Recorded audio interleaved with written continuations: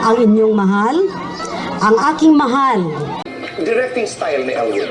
Makikita mo pare-pare, kaya lang pagka gusto lang niya kasi talaga na kapag humarap ka sa camera, ayaw niya ng pangit ka. Okay.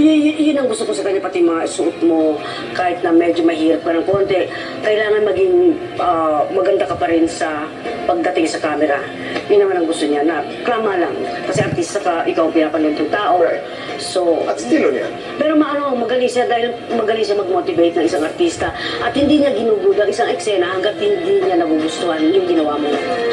Gano'n naman siya. Memorable sequence I ever made with her was this one sa Golden Gate Park sa San Francisco in 1975. Ganyan siya, ganyan na siya.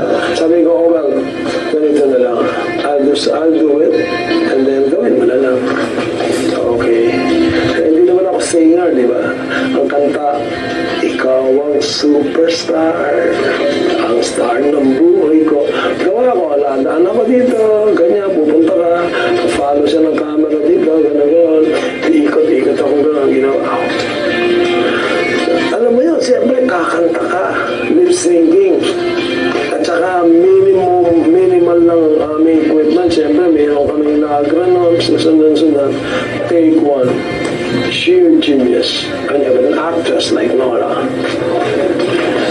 Less is more. Thank you for watching.